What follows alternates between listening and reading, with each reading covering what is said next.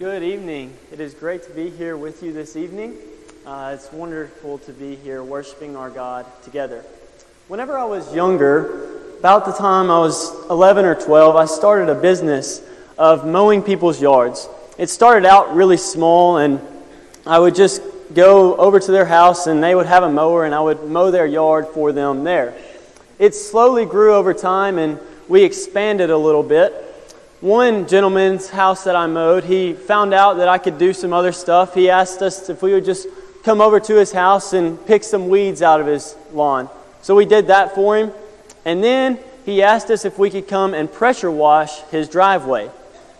We did that for him and it went well, but one thing led to another and his neighbor saw what was done, and so his neighbor called and asked if we could pressure wash their driveway as well as a little brick wall that they had. The brick wall, I didn't think really needed it. It didn't really look to me like it was dirty at all. But whenever I got into it, I realized how dirty it was. It was incredible because it looked perfectly clean whenever I didn't know what clean was. It looked like there was nothing wrong with it until I started to get the dirt and the grime off of it. Tonight we're going to be talking about a man who, from the outside looking at him, you wouldn't have thought that there was anything wrong with him. You would not have recognized the struggles that he was going through. If you just looked at him from a long way off, it looked like everything was going great for him. It's whenever you started to dig in there and see what he's actually dealing with in his life, you recognize some of the struggles that he has. If you would, this evening, go ahead and turn in your Bibles to 2 Kings chapter 5, and I look forward to going through this passage and this story together and hopefully learning something that we can apply to our lives. Going to break this down into 3 sections, and the first section that we see with Naaman is that he has a problem. He has a problem and that he is a powerful man that is in need. Going to read verses 1 through 7 of 2 Kings chapter 5. Naaman, commander of the army of the king of Syria, was a great man with his master and in high favor, because by him the Lord had given victory to Syria. He was a mighty man of valor, but he was a leper. Now the Syrians on one of their raids had carried off a little girl from the land of Israel, and she worked in the service of Naaman's wife. She said to her mistress, "Would that my Lord were with the prophet who is in Samaria. He would cure him of his leprosy." So Naaman went in and told his Lord. Thus and so spoke the girl from the land of Israel. And the king of Syria said, "Go now, and I will send a letter to the king of Israel." So he went, taking with him 10 talents of silver, 6,000 shekels of gold, and 10 changes of clothing. And he brought the letter to the king of Israel, which read, "When this letter reaches you, know that I have sent to you Naaman, my servant, that you may cure him of his leprosy." And when the king of Israel read the letter, he tore his clothes and said, "Am I God to kill and to make alive, that this man sends word to me to cure a man of his leprosy? Only consider and see how he is seeking a quarrel with me." We see here in the start of the story that Naaman is someone with a problem. The first thing that we are introduced to him as is he is a very powerful man. We see that he was the commander of the army of the king of Syria. He was a great man with his master. He was in high favor. He had given victory to Syria. The Lord had helped him gain that victory. And we see that he was a mighty man of valor. He had everything that anyone could want. He had power. He had a great reputation. His master looked upon him very highly. Everything from the outside looks like it's going perfect for Naaman until we get to the end of verse 1. But he was a leper. Leprosy, as you all know, was a type of skin disease that they had.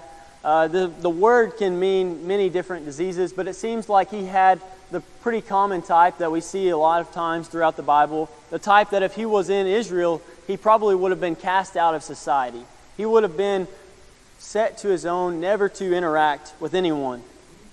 It was really hindering how he could work.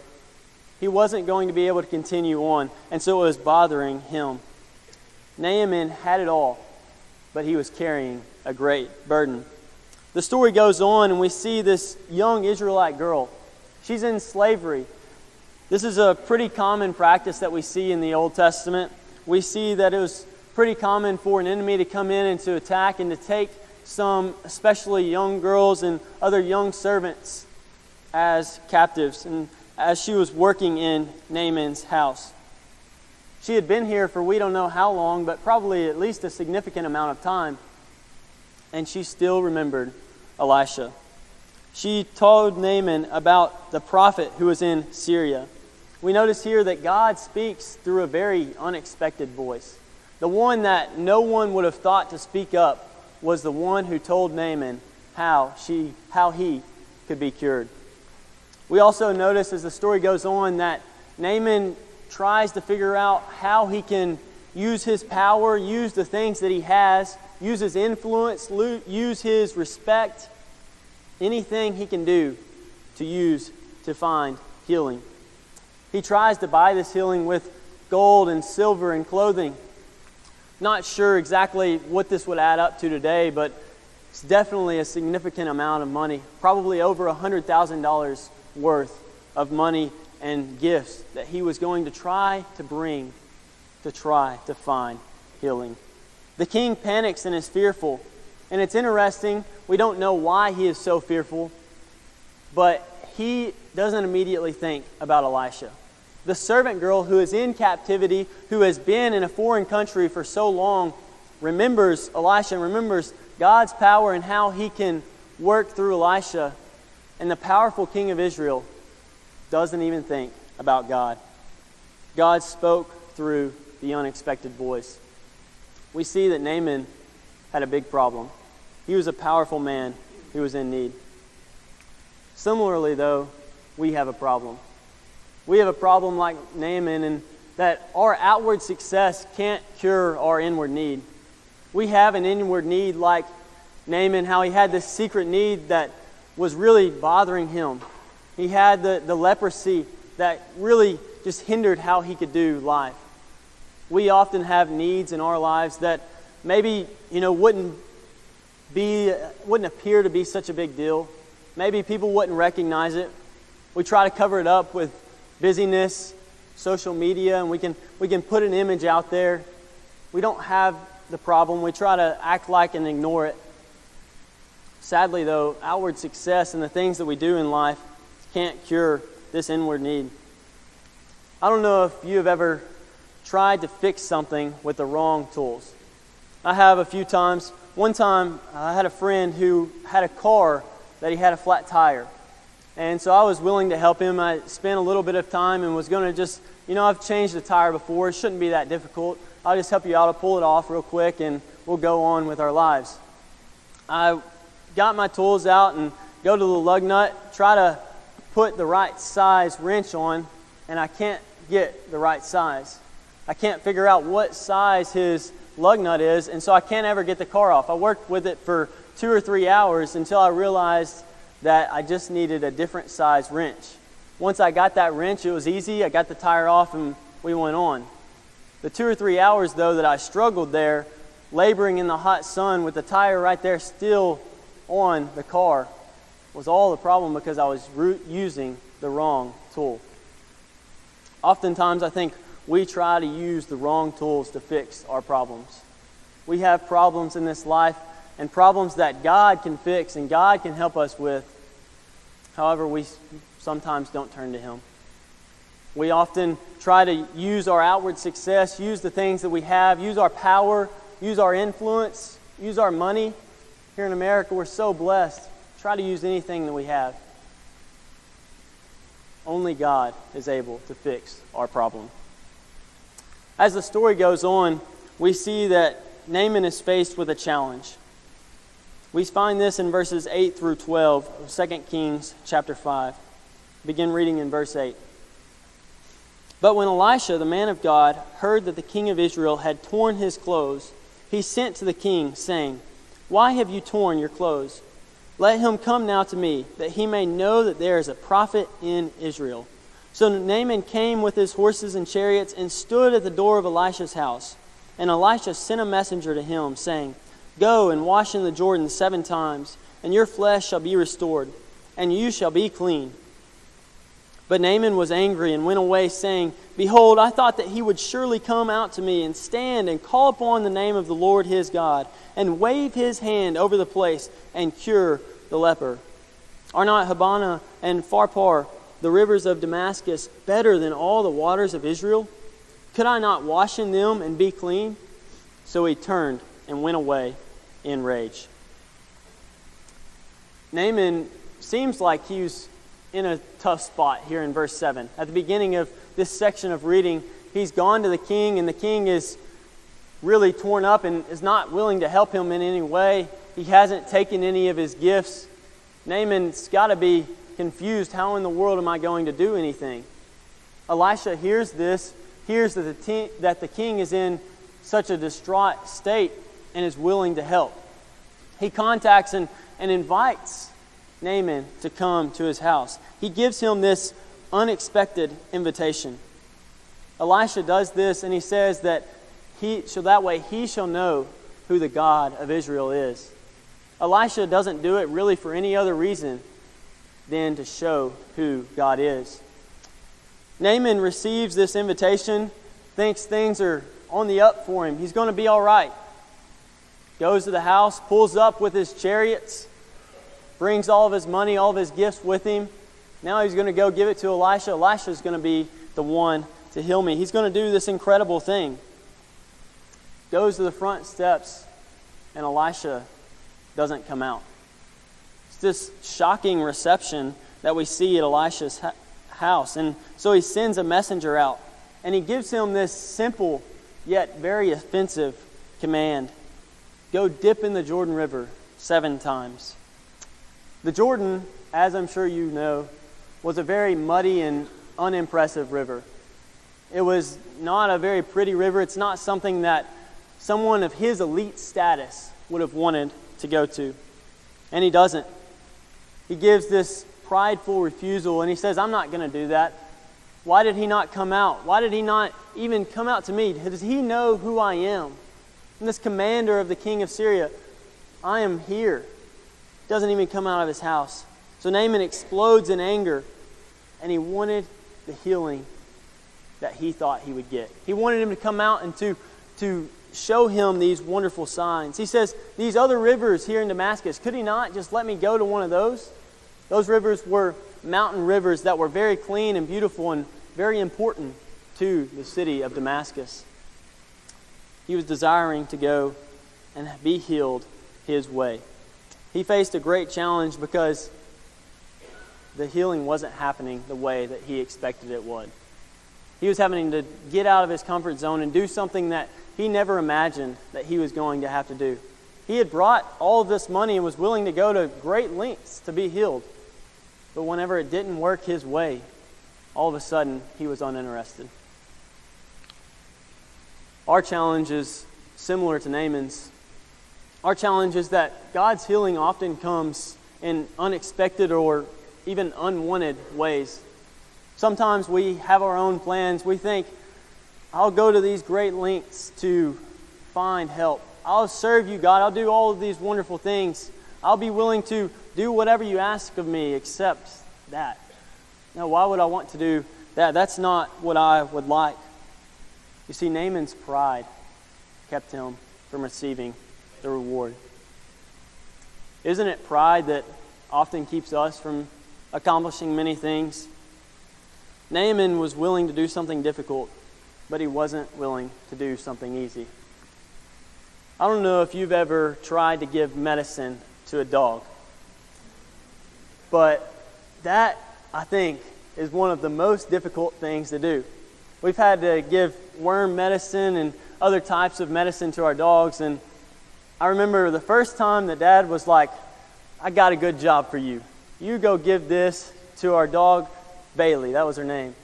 "You go give that to her and everything will be all right." Didn't tell me that much about it.